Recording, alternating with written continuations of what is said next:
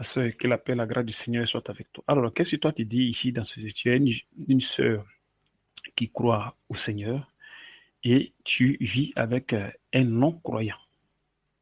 Et maintenant, tu viens dire que frère, je ne veux plus de cette relation. Tu vois, et pourquoi? Tu dis que parce qu'il m'a toujours menti. J'essaie de gérer normalement pour que nous ayons une vie. Mais pour lui, ce sont des choses futiles. Il me ment en concurrence avec la mère de ses enfants. Mais il faut dire que, ma sœur, la Bible dit le contraire. Parce que quand tu es croyant ou bien croyante et que tu te mets avec quelqu'un, c'est la personne, si elle veut partir, qu'elle parte. Mais ce n'est pas toi qui dois partir. Ce n'est pas toi qui vas décider à dire que je vais répudier la personne. La Bible ne dit pas cela. Tu te mets sur le jugement de Dieu, sous le jugement de Dieu. Si tu dis que tu aimes Christ, alors tu dois respecter les lois de Christ. C'est ça, on dit aimer Christ. Aimer Christ, ce n'est pas seulement par la bouche, mais par les actes. 1 Corinthiens 7, verset 13. Et si une femme a un mari non croyant et qu'il consent, habiter avec elle, qu'elle ne répudie point son mari. Tu as vu? Verset 14. Car le mari non croyant est sanctifié par la femme. Et la femme non croyante est sanctifiée par le frère. Autrement, vos enfants seraient impurs, tandis que maintenant ils sont saints. Et si le non-croyant se sépare, qu'il se sépare. Le frère ou la sœur ne sont pas liés dans ces cas-là. Dieu nous appelle à vivre en paix. Tu as vu? Donc on dit, comme toi, ton cas actuellement, tu es avec un non-croyant. Alors le fait qu'il dérange, le fait qu'il ment ou bien il fait des choses qui ne te plaisent pas, tu seras obligé de tout accepter. Tu seras obligé de tout accepter. Parce que toi, tu dois manifester l'amour envers la personne. Tu dois pardonner. Tu ne dois pas soupçonner la personne. Tu comprends? C'est ça l'amour. Qu'est-ce que la Bible nous dit ici dans 1 Jean 5, verset 2? Nous connaissons les enfants de Dieu. Que nous entendons et que nous pratiquons ses commandements. Car l'amour de Dieu consiste à garder ses commandements. Et ces commandements ne sont pas pénibles. Parce que tout ce qui est né de Dieu triomphe du monde. La victoire qui triomphe du monde, c'est notre foi. Tu vois, donc, dire que je suis enfant de Dieu, forcément, tu vas aimer Dieu. Et aimer Dieu, c'est garder ses commandements. Tu vois. Pourtant que Dieu dit de ne pas répudier le non-croyant. Et si toi, tu répudies le non-croyant, est-ce que tu aimes Dieu? Si le non-croyant déconne, il boit, il fume, il fait tout ce qu'il ne fait pas, il ment, il te fait tout. Est-ce que c'est pourtant ça que ce non-croyant, tu dois te séparer de lui? Non, c'est pas ce que dit la Bible. On doit manifester de l'amour envers ce non-croyant. Qu'est-ce que la Bible dit dans 1 Corinthiens 13, verset 14? L'amour est patient. Il est plein de bonté. L'amour n'est point envieux.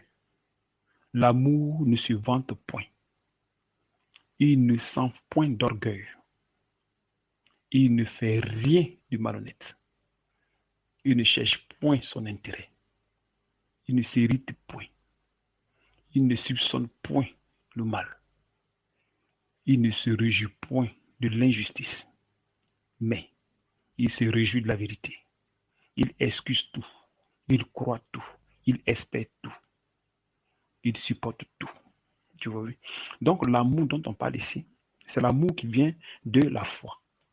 Parce que si tu es dans la chair, tu ne peux aimer quelqu'un. C'est pour cette raison qu'on vous demande de jeûner, prier, afin que vous puissiez manifester l'amour de Dieu. Étant dans la chair, vous ne pouvez pas manifester l'amour de Dieu. Donc si quelqu'un vous dérange, vous allez trouver que ce n'est pas juste. C'est pour cette raison qu'on vous dit toujours, jeûnez afin que vous enlevez les désirs de la chair en vous. Quand le Saint-Esprit sera venu, quand sera là, il va vous donner plus de force afin que vous puissiez marcher selon l'esprit et non selon la chair. comme Paul le dit dans Galates 5:16, marchez selon la chair, l'esprit, afin que vous n'accomplissez pas les désirs de la chair. Parce que les désirs de l'esprit sont contraires à ceux de la chair. Tu vois. Donc l'amour que nous manifestons dans le corps vient de l'esprit, c'est-à-dire du Saint-Esprit. Donc tant que vous ne continuez pas à jeûner pour vous enlever ces désirs en vous, vous allez toujours bagarrer avec des gens. Pourtant que votre foi attire des problèmes. C'est-à-dire qu'attire, comment on appelle ça, des épreuves, la souffrance, l'humiliation, afin qu'elles soient construites dans la justice. Tu vois. Donc le fait que le non-croyant vous dérange, vous trompe, vous ment, il fait tout ce qu'il veut, ça ne vient pas du non-croyant, mais ça vient de Dieu afin que votre foi soit formée. C'est là la parole qui dit que aimez vos ennemis va se manifester, va s'accomplir en vous. Parce qu'il va te haïr, il va faire tout ce qu'on fait, parce qu'il ne peut pas t'apporter l'amour que tu lui apportes. Non. Si tu marches selon l'esprit, tu ne pourras pas lui apporter, il ne pourra pas t'apporter l'amour que tu lui apportes, parce que lui, il est dans la chair, et toi, tu es dans l'esprit. Si vraiment tu marches selon l'esprit, hein. Donc l'amour que tu as pour lui, il peut avoir cet amour dont si tu lui dis d'apporter ce même amour, tu lui fais le mal. C'est comme tu l'aimes pas. Tu vois. Donc, ce que tu fais, c'est d'accepter. D'accepter. Si tu n'acceptes pas, il te sera difficile. C'est que tu n'aimes pas Dieu. Tu vois. Celui qui aime Dieu suit les commandements de Dieu. Tu vois, ma soeur. Alors, tantôt, je disais que la foi nous attire des problèmes pour qu'elle soit construite dans la justice de Dieu, dans la patience. Alors, quand nous lisons Deutéronome 8, verset 2, souviens-toi de tout le chemin que l'Éternel, ton Dieu, t'a fait faire pendant ces 40 ans dans le désert, afin de t'humilier et de t'éprouver pour savoir quelles étaient les dispositions de ton cœur. Tu vois, non? Et si tu garderais ou non ses commandements. Il t'a humilié, il t'a fait souffrir de la faim. Tu as vu? Donc Dieu, quand nous venons vers lui et que nous disons que nous l'aimons et que nous avons accepté sa foi qu'il nous a donnée, alors cette foi va attirer maintenant des problèmes. Tu vois, non? Des persécutions, la faim, des problèmes, tous ces genres de trucs, des maladies et autres, tout ça, manque de nourriture, tous ces genres de trucs. C'est la foi qui le fait, c'est pas quelqu'un d'autre. Donc, il peut aussi, Dieu peut utiliser ton mari, peut utiliser tes enfants, peut utiliser tout le monde pour venir te persécuter. Donc la personne peut mentir parce qu'elle n'a pas la vie en elle. Donc, elle peut mentir, elle peut faire plein de choses. Tu vois. Et c'est la foi qui le fait. Parce que tant que la souffrance n'y est pas, ta foi ne sera pas transformée. Et si tu vas à te fâcher avec la personne ou vouloir divorcer avec la personne, si tu commets déjà un problème, comment dirais-je, tu commets déjà un problème parce que si tu divorces là, tu ne veux pas te marier. Parce que c'est toi qui as demandé le divorce. Parce que c'est toi qui dis que tu ne le veux plus. Tu as vu. Pourtant que c'est pas ce que dit la Bible. Tu vois un peu. C'est pas ce que dit la Bible. Donc, il faut avoir la patience. 1 Corinthiens 7, verset 13 ne le dit pas. Jusqu'à 15 là-bas quand tu dis. Tu vois un peu. Donc, tu dois faire preuve de patience. Surtout que l'amour est patient. Tu vois, non? L'amour est patient. Dans 1 Corinthiens 13, à partir du verset 4. Jusqu'au verset 7 là-bas. Tu as vu? Donc, tu dois patienter. Tu dois pardonner. Tu vois, non? Parce que vous devez former une seule chair. C'est ce que dit la Bible. Quand tu dis Genèse 2, verset 24. C'est pourquoi l'homme quittera son père et sa mère et s'attachera à sa femme et ils deviendront une seule chair. C'est-à-dire que vous deux, vous allez former une seule chair. Bon, si vous formez une seule chair et une partie de ta chair, ça dit que, bon, une seule chair, donc une seule personne. Bon, maintenant, une personne, si soit elle a mal au bras, est-ce qu'elle va haïr son bras? Non, mais elle va soigner ce bras-là. Donc, c'est-à-dire qu'elle va accepter cette douleur jusqu'à ce que cette douleur passe. Et pas venir dire que bon, comme la douleur là, je vais couper. Une autre douleur vient, tu vas couper. À ce moment, tu vas te couper tout, tu vas détruire tout ton corps. Donc, tu acceptes la douleur afin que cette douleur-là arrive à finir. Mais c'est comme ça. Donc, quand vous êtes unis, vous devez vous accepter, quelles que soient les circonstances. Vous devez tout accepter. Tout accepter. Tu vois. Vous devez tout accepter. C'est pas parce que l'autre t'a dérangé que non, tu as dit que c'est ci, c'est cela. Là, ça devient un problème. Et toi, maintenant, tu n'as pas le droit de quitter la personne. C'est toi qui dois apporter l'amour dans le cœur de cette personne. Et qu'est-ce qui prouve qu'avec ta manière d'être, avec persévérance, il ne peut pas changer. Il peut changer. C'est possible qu'il change. Et qu'est-ce qui prouve que lui n'est pas chrétien? Puisque chaque homme vient selon que Dieu décide. Ce n'est pas qu'on se sauve soi-même. On est sauvé par Dieu. Alors si aujourd'hui, toi, tu es chrétienne, et lui, il n'est pas encore chrétien, il ne croit pas encore, qu'est-ce qui prouve qu'il ne va pas croire? Donc, tu ne fais que seulement attendre. Maintenant, si soit Dieu veut te séparer, Dieu veut te séparer, mais avant que Dieu ne sépare, il va l'utiliser afin qu'il puisse transformer toi ta foi. Donc, par les persécutions, par les trucs, machin, puis allez, Dieu va former ta foi afin que tu aies la patience. Afin que la patience s'accomplisse en toi, le pardon s'accomplisse en toi, parce que là, ton cœur va, comment dirais-je, apprendre à pardonner. Parce que si le cœur doit apprendre à pardonner, il faut que le cœur affronte des épreuves. Et ça peut être des épreuves là. On saura vraiment si tu pardonnes, si tu ne pardonnes pas. Mais si tu n'arrives pas à pardonner, c'est que le pardon, l'œuvre du pardon n'est pas en toi, c'est-à-dire la loi du pardon n'est pas en toi. Mais pour qu'elle s'accomplisse en toi, il faut forcément qu'il y ait des épreuves. Tu vois, il faut forcément qu'il y ait des épreuves. Quand nous disons Jacques 1, verset 2, mes frères, regardez comme un sujet de joie complète les diverses épreuves auxquelles vous pouvez être exposés, sachant que l'épreuve de votre foi produit la patience. Mais il faut que la patience accomplisse parfaitement son œuvre, afin que vous soyez parfaits et accomplis sans faille en rien. Donc, tu vois, donc ces épreuves-là ont un but. Donc, quand vous croyez en Jésus, il vous amène les épreuves.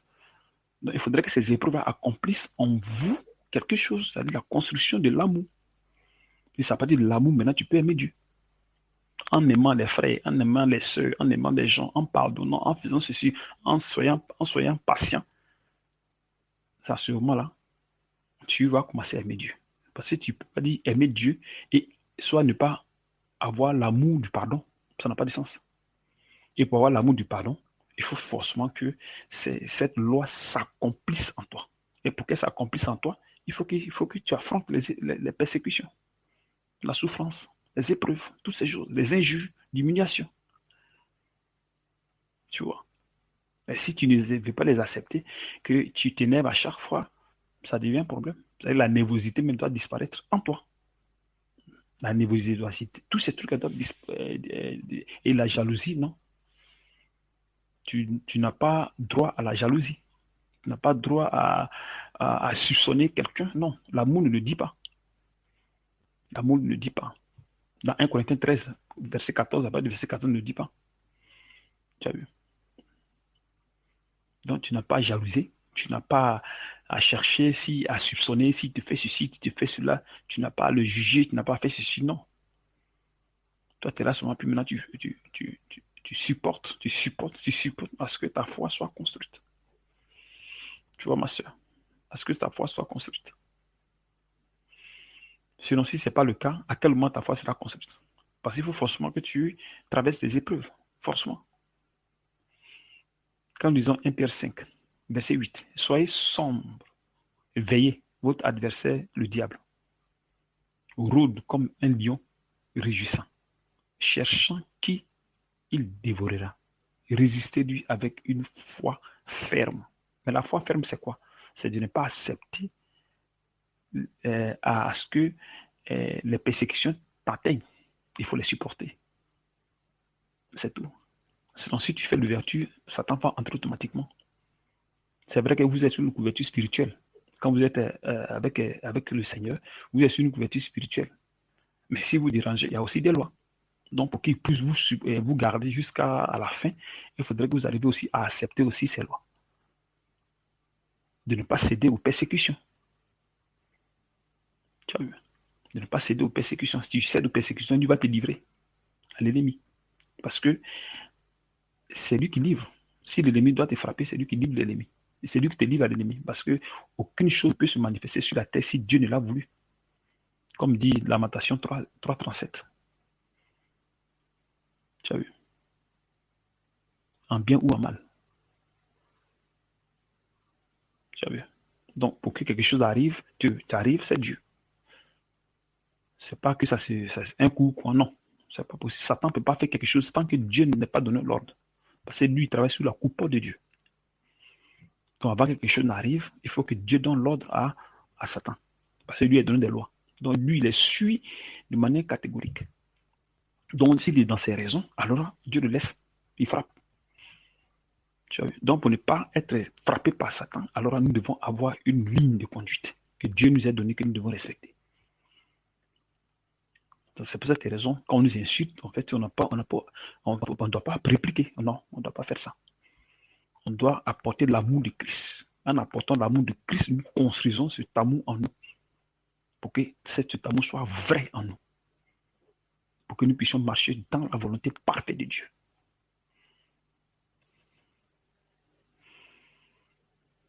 Maintenant, toujours 1 Pierre 5, verset 9, qu'est-ce qu'il dit? On continue sur le verset. Résistez-lui avec une foi ferme, sachant que les mêmes souffrances sont imposées à vos frères dans le monde. Verset 10. Dieu de toute grâce, tu as vu, donc, il nous impose ces souffrances. Il nous impose. C'est pas que on va s'échapper, non. On peut pas aussi les éviter. Donc, ça nous est imposé pour notre bien qu'il le fait. Tu vois. Maintenant, quand il nous impose cela, c'est pour un temps. C'est pour un temps. C'est pas pour chose, c'est pour un temps. Maintenant, verset 10, que est le Dieu de toute grâce,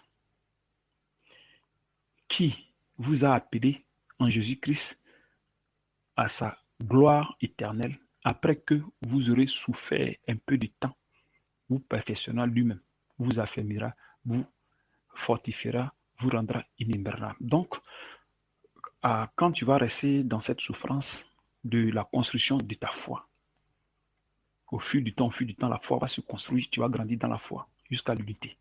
Et c'est là que tu vas être transformé. Tu vas être transformé. Donc, lui qui te persécute, tu dois prier pour la personne. Pour ne pas que tu aies la haine. Voilà, tu vois. Parce que quand tu as la haine, Satan va entrer en toi. Tu vois un peu. Voilà, souvent, c'est pourquoi souvent quand vous faites comment dirais-je, les couches de nuit, ces gens des mauvais rêves, ces gens de trucs-là, ce sont des pensées. Ça veut dire que vous désobéissez, il y a une désobéissance quelque part. Donc, toutefois qu'il y a une désobéissance, allez, Satan entre pour vous prévenir. Il vous prévient. Tu vois, pour vous prévenir, afin que vous arrivez à rester sur la ligne. C'est comme un troupeau. Quand, comment dirais-je, une brebis sort du troupeau net, tu vas voir qu'il y a les chiens qui vont venir l'attaquer pour qu'il entre. Les chiens de, comment dirais-je, du berger. Tu vois, non? Qui garde le troupeau. Ou bien si elle sort, elle peut être attaquée par soit un loup. Et c'est pareil. C'est comme ça, on a fait les choses. Afin que nous soyons toujours sur la droiture, afin que nous restons toujours demeurés dans sa parole. Donc le mensonge, les murmures, c'est que nous devons manger demain, les mauvaises pensées, tout ça, là, nous devons éviter ces choses. Nous devons avoir foi en lui. Point, ça s'arrête là. Même si nos enfants sont malades, quoi que ce soit, tout ceci ne doit pas nous séparer de Christ. Toutes ces choses, ça ne doit pas nous distraire. Tu vois. Donc la femme qui est mariée, qui est croyante, ne peut pas se séparer de son mari.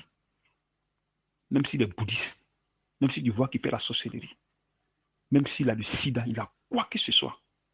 Tu n'as pas à dire que je couche avec toi. Non, non, ça, là, c'est encore plus grave. Parce que son corps est ton corps. Et ton corps est lui son corps. Donc tu n'as pas à lui refuser quelque chose. Non. Jamais.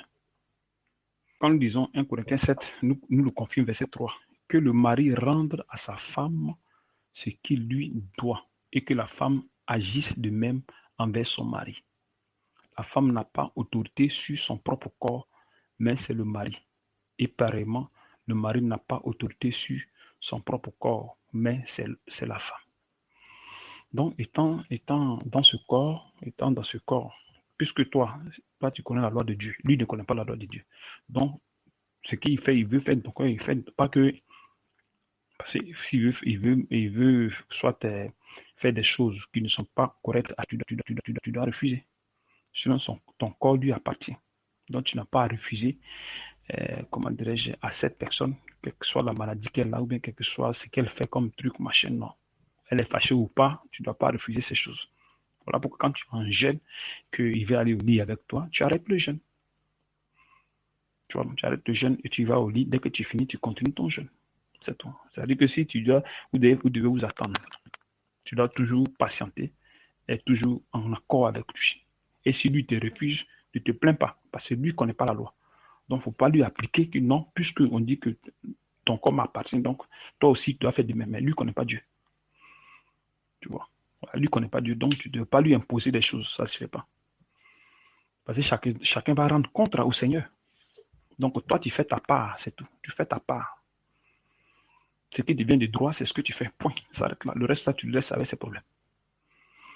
Tu vois, ma soeur. Tu vois, mon frère. Donc, c'est un peu ça, quoi. Donc, quand il y a ces choses, c'est toi, tu te présentes. Et tu fais un effort pour être toujours en conformité avec la loi. Donc, c'est pour cette raison que vous restez toujours dans le jeûne. Jusqu'à ce que l'esprit vienne. Quand vous êtes le jeûne vous aide. Quand vous finissez, soit un mois de jeûne, vous pouvez attendre une semaine, 2 semaines. S'il y a un jeûne qui est lancé, allez, vous rentrez dedans. Ou bien pour l'instant, vous pouvez vous mettre sur un jeûne de 3 jours pour rester toujours en mouvement. Jusqu'à ce que, bon, vous reprenez un jour, un jeûne qui est long. Si vous voyez que vous ne tenez pas trop au jeûne long, vous attendez quand le serviteur fera un jeûne, puis allez, vous allez vous mettez dedans. Parce que le Saint-Esprit va le pousser comment dirais-je, à ce qu'il donne des jeûnes à cause de vous. Parce que c'est lui qui est l'assistant. Donc, quand il voit vos faiblesses, machin, même aller, il lui dit, fais tel jeûne, tel temps de jeûne à tel moment, tel moment, tel moment, pour mes enfants. Donc, quand vous voyez que les jeûnes sont faits, c'est à cause de vous. Afin que vous arrivez à être transformé et rester dans la parole avec le Seigneur. Sinon, si ce n'est pas le cas, vous sera difficile. Parce que le jeûne qui est donné ne vient pas de l'homme de Dieu. Non. Ça ne vient pas de lui. Ça vient de l'esprit. Ça vient de l'esprit. C'est l'esprit qui ordonne cela. Parce que si ça vient de l'homme de Dieu, ça ne peut pas s'accomplir. Ça ne peut rien faire. Mais quand vous jeûnez, vous voyez que vous êtes transformé de manière drastique. Vous êtes transformé. Vos maladies, toutes ces choses-là quittent en vous. Des maladies incurables même quittent en vous. Des maladies que vous ne pouvez pas soigner, que vous êtes resté avec pendant des années, quittent en vous. C'est parce qu'il y a l'esprit. S'il n'y a pas l'esprit, et vous êtes impossible. Et je pense que vous avez plein de jeunes, souvent ça n'a pas marché. Pourquoi? Parce que c'était conduit par la chair. Donc tout jeune qui est conduit par la chair ne peut rien produire. Et d'abord, tu vas voir que c'est difficile que tu t'en sortes dans ce jeune. Pour contre, celui qui est conduit par le Saint-Esprit, par la foi, il n'y a pas de problème. Tu t'en sors. Tu t'en sors. Dès que tu commences même le jeûne, déjà même dans une semaine qui suit, quelque chose qui va se produire en toi. Tu vois. Que c'est Éphésiens 5, verset 28. C'est ainsi que les maris doivent aimer leur femme comme leur propre corps.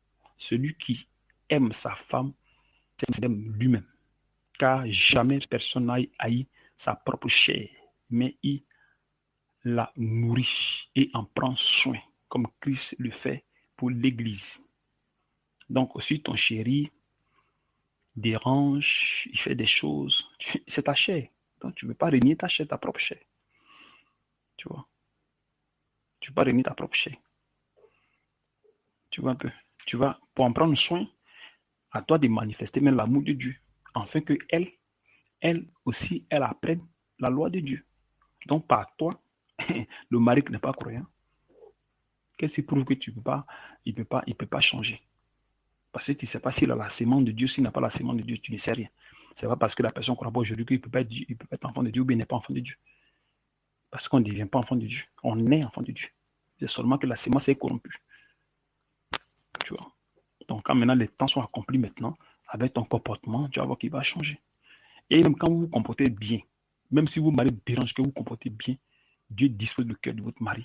Et vous allez voir qu'il va commencer à être redressé.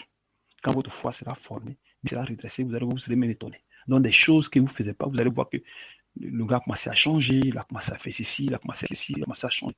Parce qu'il va voir sa femme qui a changé, qui le respecte et qui fait tout. Parce que normalement, toujours, les femmes ne respectent pas. Elles n'ont pas de sagesse. Elles n'ont pas de soumission. Elles ne sont pas soumises. Pourquoi? Parce qu'il y a plein de choses qui sont en elles, qui ne les amènent pas à la soumission. Tu as vu? Quand nous prenons les mèches sont pleines d'esprits impurs. Donc ces esprits impurs, quand ces esprits sont incarnés en toi, tu ne peux pas respecter quelqu'un. Tu ne peux pas être soumise. Comment dirais-je, c'est pas 100%. Si tu es soumise, ton cœur là n'est pas soumis. Parce que s'il y a quelque chose qui va se passer, ton cœur va déclencher.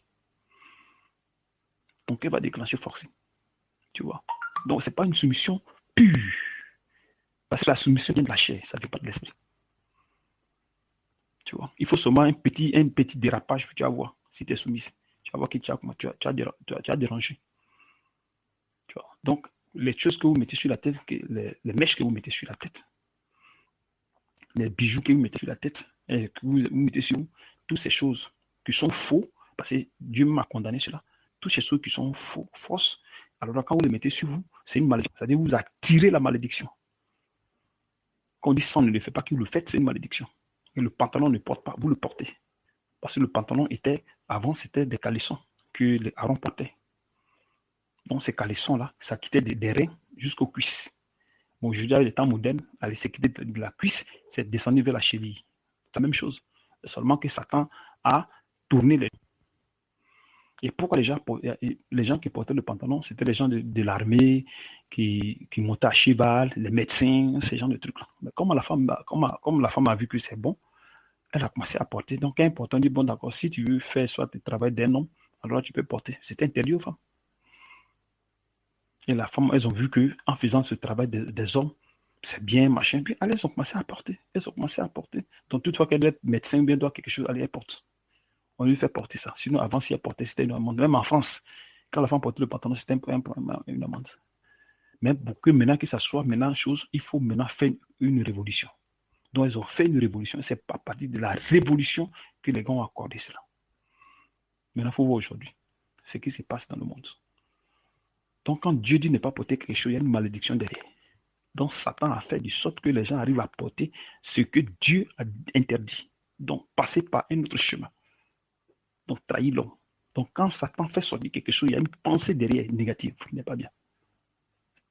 Aujourd'hui, les femmes portent le pantalon. Donc, quand tu portes le pantalon dans ton couple, tu as les mèches, tu as toutes ces choses dans ta vie, tu ne peux pas respecter ton mari. Tu ne peux pas. Parce que d'abord, tu vis dans la désobéissance. Donc, comment tu vas le respecter? Tu ne peux pas. Tu peux pas. Donc, tout ce qu'il va faire, ça va t'énerver. Parce que, tu ne connais pas Dieu. Parce que celui qui connaît Dieu se garde de péché. Donc, il s'éloigne du péché. Il s'éloigne du péché. Mais si tu veux t'éloigner du péché, alors il ne faut pas accepter les désirs de la chair. Il faut t'éloigner des désirs de la chair. Et pour cela, l'un des désirs de la chair, c'est jeûner, prier et dire au Seigneur d'enlever ces choses, des désirs qui sont dans ton cœur.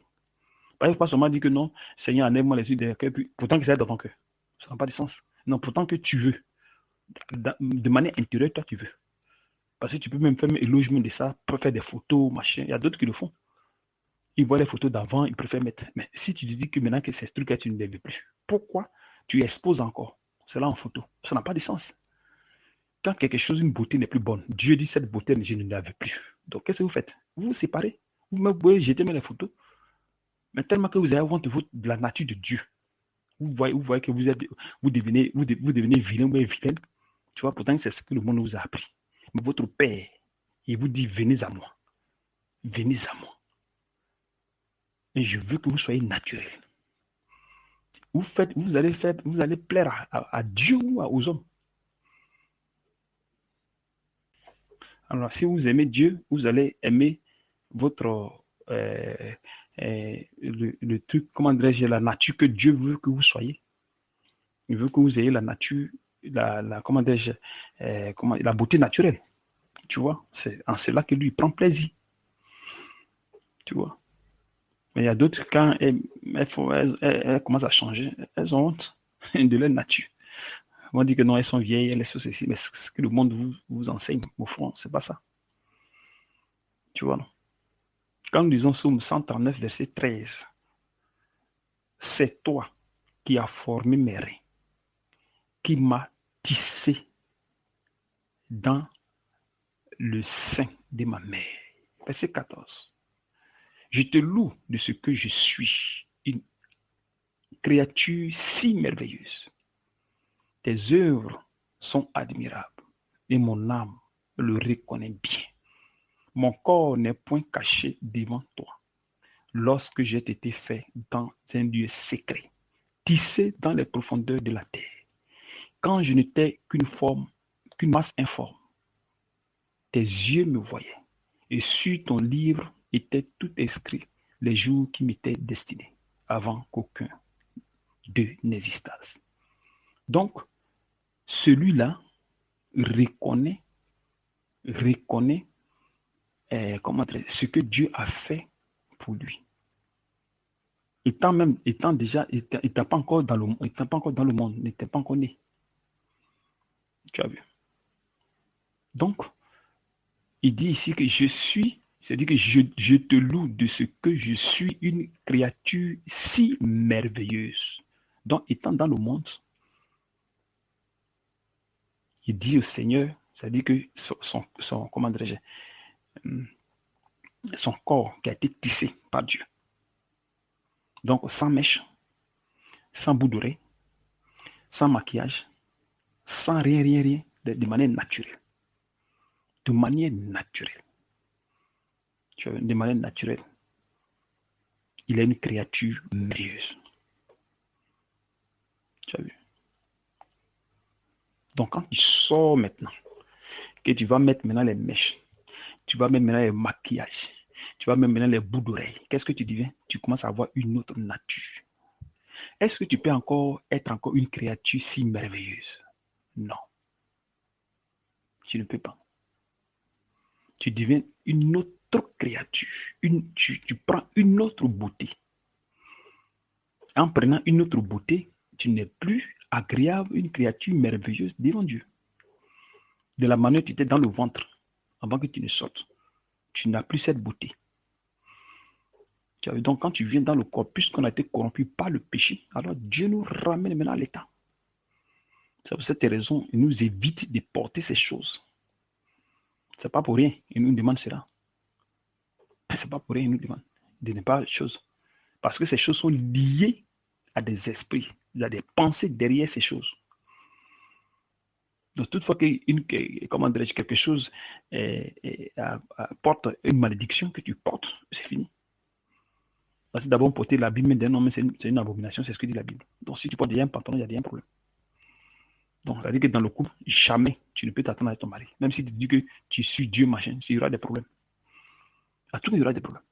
Il n'y aura pas la soumission comme Dieu veut. Jamais, ça n'existe pas. Parce que tu vis dans la désobéissance. Parce que tu vis dans la désobéissance. Et quand tu es dans la désobéissance, comment tu suis Dieu? Tu fais comment pour suivre Dieu? Tu ne peux pas. Impossible. Tu ne peux pas suivre Dieu.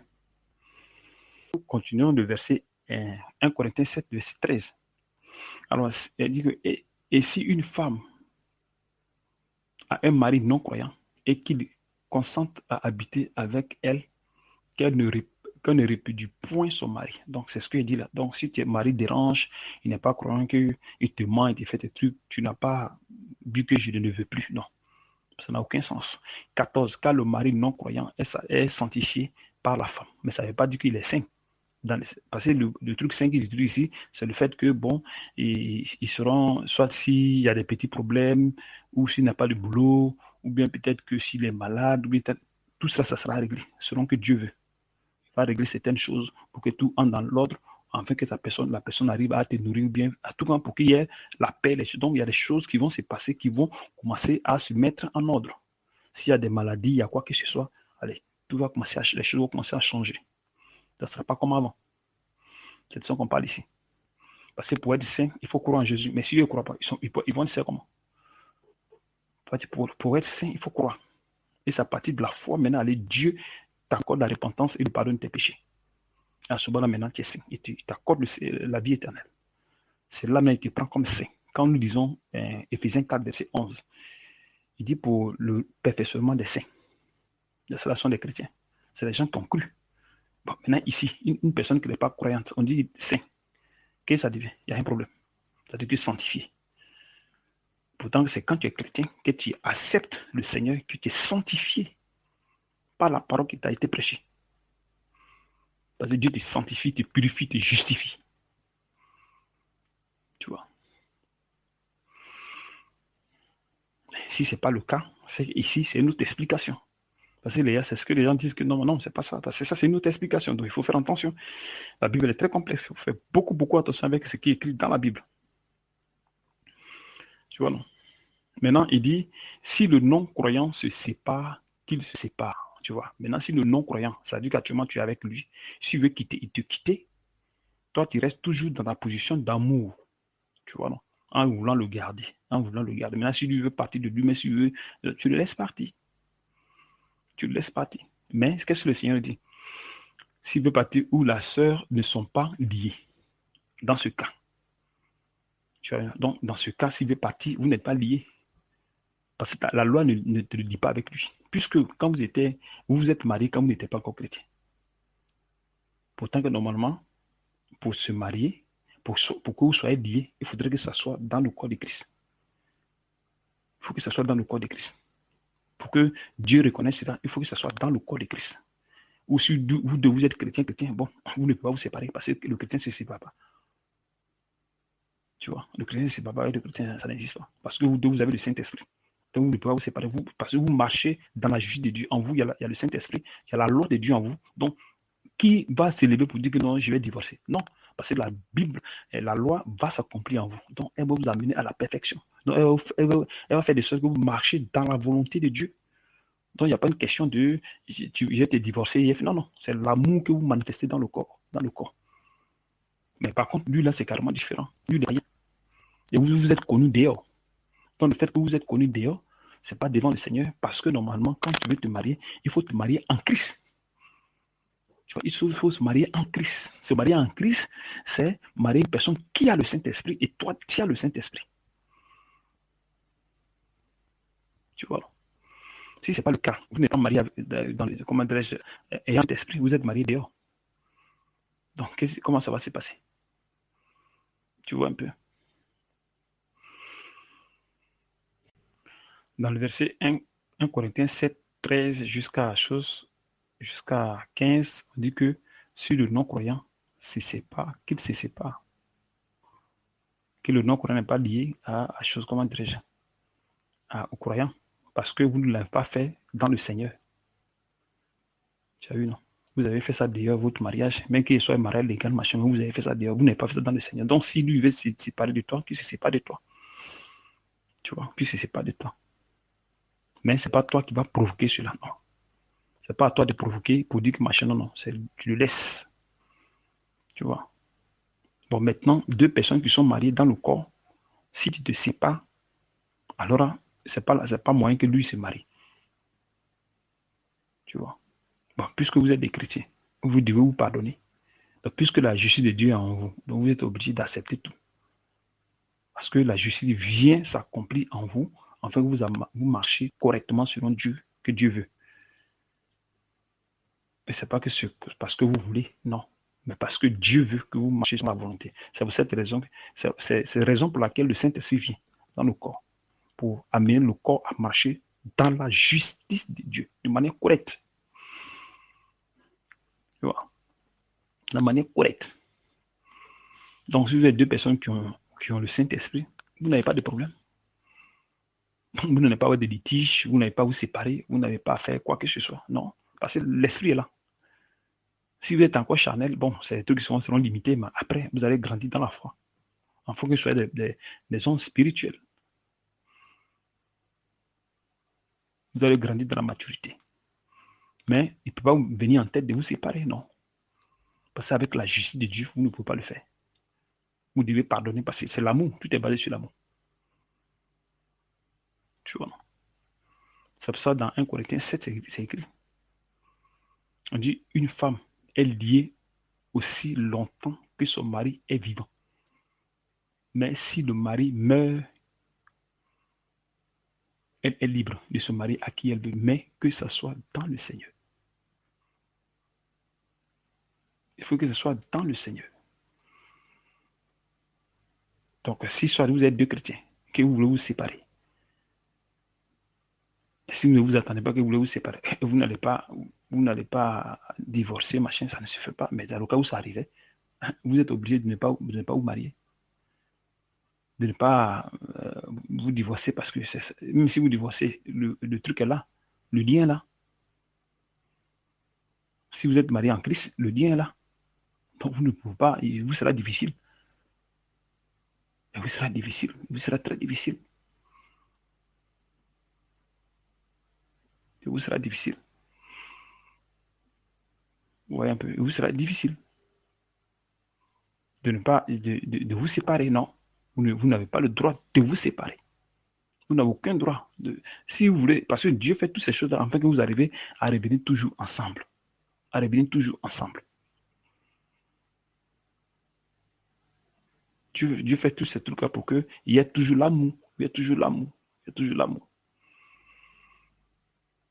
Maintenant, si le gars est mort maintenant, toi maintenant, tu dois forcément te marier dans le Seigneur. Ce n'est plus comme avant. Donc, tu n'as pas trouvé un frère là, parce qu'il s'est dit, les chrétiens partent, tu tombes sur lui, tu le maries. Non, non, non.